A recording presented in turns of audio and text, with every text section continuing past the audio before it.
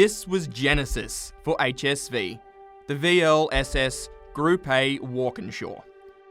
Born from a partnership between Holden and UK motoring heavyweight Tom Walkinshaw, this car fueled our love affair of homegrown V8 muscle.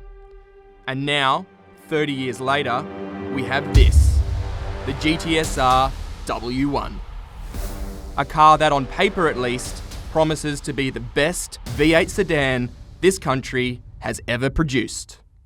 The numbers are big: 474 kilowatts, 815 newton meters, 6.2 litres of supercharged V8, and a limited build run of around 300. Then there's the big one, the price. It's an eye-watering $170,000. And if you want one, too bad. They're all sold out. The changes, though, are extensive.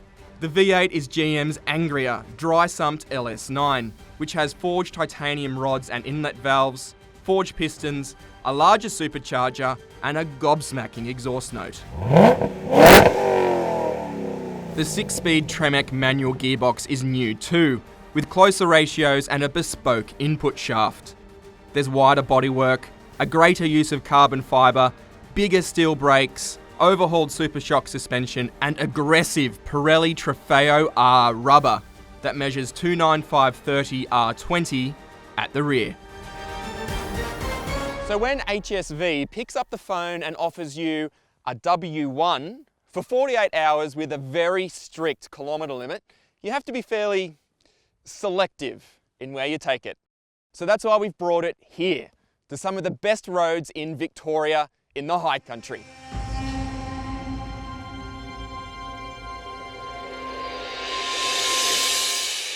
Good, done. It is so cold here.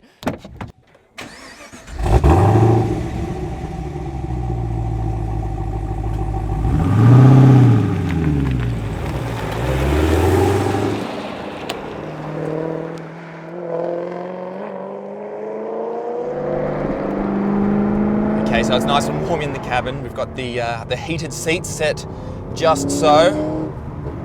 And first impressions are, this is no stripes and sticker pack. This thing feels seriously special.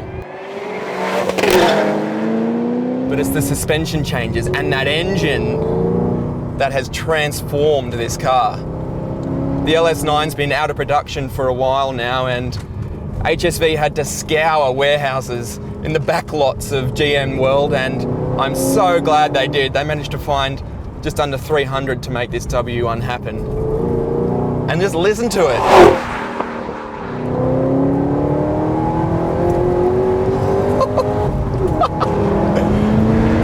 It is so much sharper and angrier than the LSA.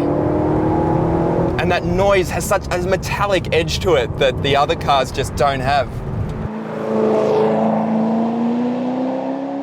Gone is the regular GTS's magnetic ride control in favour of a high-end fixed rate setup from Supershock, which is a company that supplies suspension componentry to V8 supercar teams. And just like the engine, it's made a huge difference. Initially, it's not actually as stiff as I was expecting, and a lot of that is down to the dampers, which do a pretty good job of ironing out those small bumps. But when you do hit big stuff, you notice how much stiffer this is compared to the regular GTS. And I have to say, spending a couple of hours in it on really choppy rural back roads, it did start to get a little bit tiresome, but when you get to roads like this, that are smooth alpine roads, and you can have a proper lash, man, this car is still a big car to throw around, but it's actually a really easy car to drive quickly. And a lot of that, has to be said, is down to the tyre. W1s score a super aggressive Pirelli Trofeo R tyre, and HSV reckons that this car is the only one in the world to cop this tyre as standard. You can get it on a Honda NSX and a McLaren P1 as an option, and you can kind of see why they're optional. When they're cold, these things, they don't have much grip, and I don't even want to think about what they'd be like in the wet. But when they switch on, oh man, the grip is phenomenal. It is a high water mark. Where does HSV go from here? The next one certainly won't sound like this.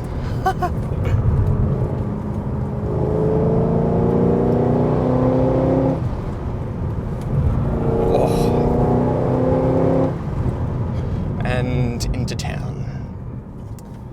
Nothing to see here, folks. This is our generation's phase 3, for sure.